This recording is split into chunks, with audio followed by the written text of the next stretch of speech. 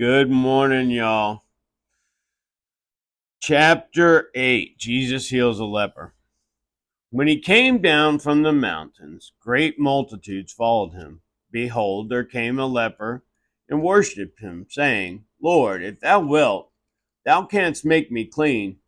And Jesus put forth his hand and touched him, saying, I will, be thou clean.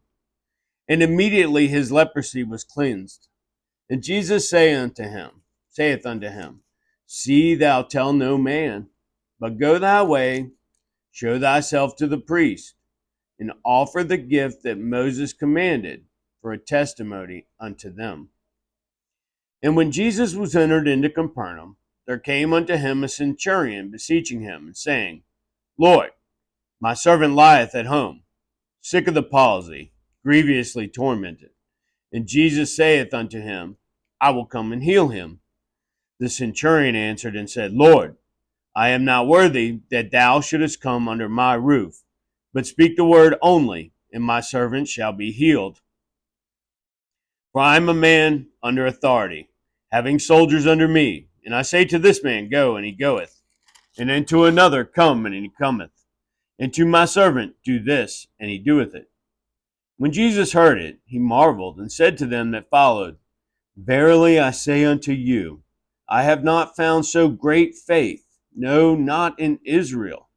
And I say unto you, that many shall come from the east and west, and shall sit down with Abraham and Isaac and Jacob in the kingdom of heaven. But the children of the kingdom shall be cast out into outer darkness, where there shall be weeping and gnashing of teeth. And Jesus said unto the centurion, Go thy way, and as thou hast believed, so be it done unto thee. And his servant was healed in the selfsame hour. And when Jesus was come into Peter's house, he saw his wife's mother laid and sick of a fever. And he touched her hand, and the fever left her, and she arose and ministered unto them. When the even was come, they brought unto him many that were possessed with devils, and he cast out the spirits with his word, and healed all that were sick, that it might be fulfilled which was spoken by Isaiah the prophet, saying, Himself took our infirmities and bare our sicknesses. Now when Jesus saw great multitudes about him, he gave commandments to depart unto the other side. And a certain scribe came and said unto him, Master, I will follow thee whithersoever thou goest. And Jesus saith unto him, The foxes have holes, and the birds of the air have nests, but the Son of Man hath not where to lay his head. And another of his disciples said unto him, Lord, suffer me first to go and bury my father. But Jesus said unto him, Follow me, and let the dead bury their dead. And when he was entered into a ship, his disciples followed him. And behold, there arose a great tempest in the sea, insomuch that the ship was covered with the waves, but he was asleep. And his disciples came to him and woke him, saying, Lord, save us, we perish. And he saith unto them, Why are ye fearful, O ye of little faith? Then he arose and rebuked the winds and the sea, and there was a great calm. But the men marveled, saying, What manner of this, that even the winds and the sea obey him? And when he was come to the other side, into the country of the Gergesenes, there met him two possessed with devils, coming out of the tombs, exceeding fierce, so that no man might pass by that way. And behold, they cried out, saying, What have we to do with thee, Jesus, thou Son of God? Art thou come hither to torment us before the time? And there was a good way off from them a herd of many swine feeding. So the devils besought him, saying, If thou cast us out, suffer us to go away into the herd of swine. And he said unto them, Go. And when they were come out, they went into the herd of swine.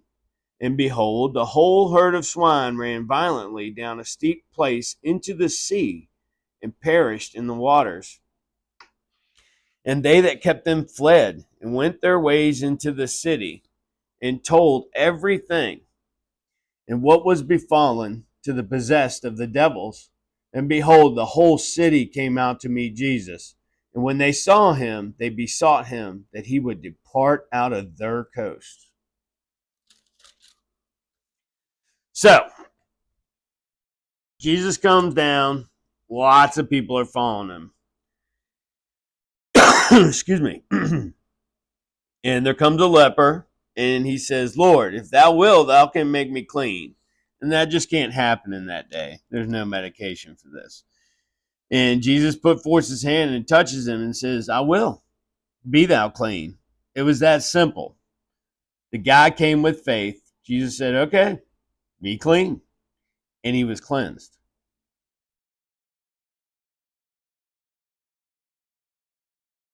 I'm just saying. Then Jesus said unto the guy, see thou tell nobody, but go your own way, show yourself to the priest, and give the sacrifice that Moses commanded, so that they know what has happened. So basically he's saying, hey, don't tell everybody, but go tell the priest and do what you're supposed to when God heals you. All right. The centurion is one of my favorite faith-based stories because the centurion, I don't know, I just identify with the centurion for some reason. It's like he says, I'm a man under authority, having soldiers under me. And I say to this man, go, and he goes. And to another, come, and he comes. And to my servant, do this, and he doeth it.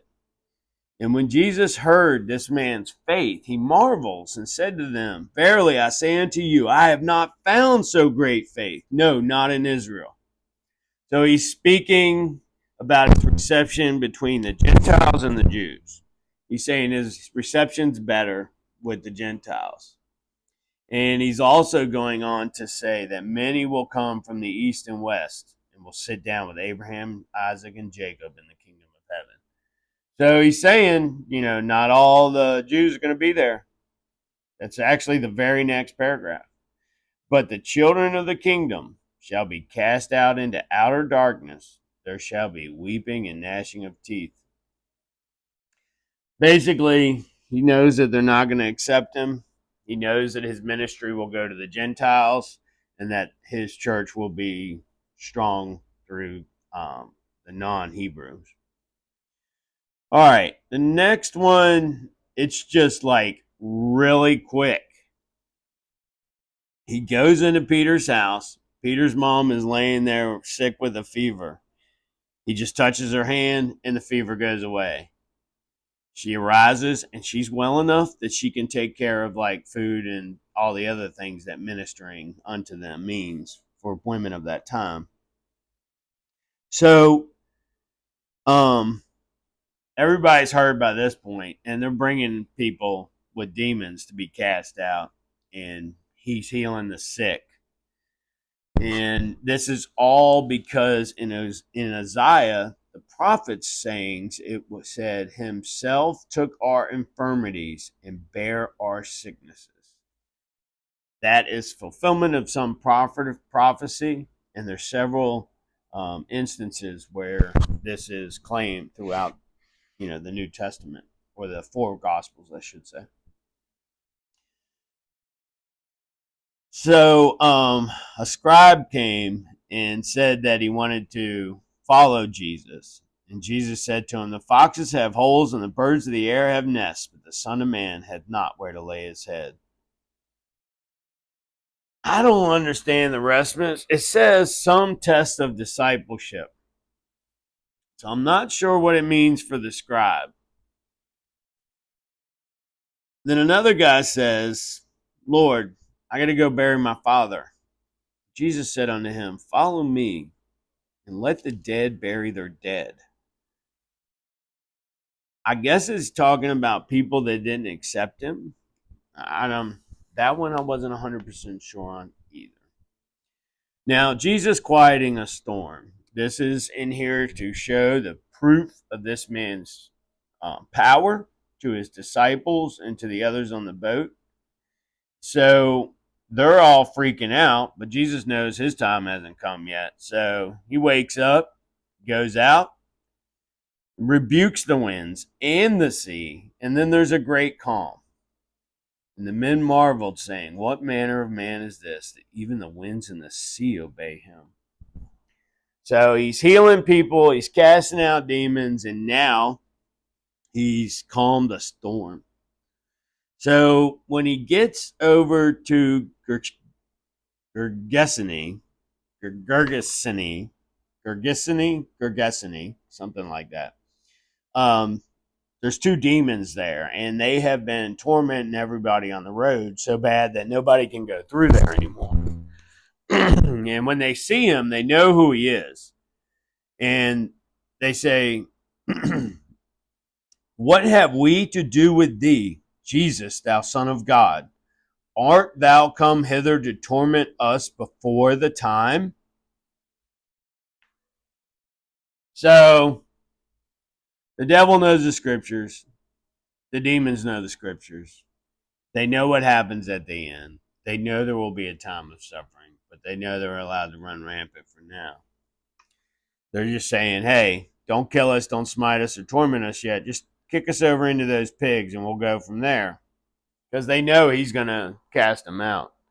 And he does. And then the swine go down and destroy themselves. And as I was reading this to y'all earlier, I was thinking, well, if there's swine, then he's not in Israel anymore.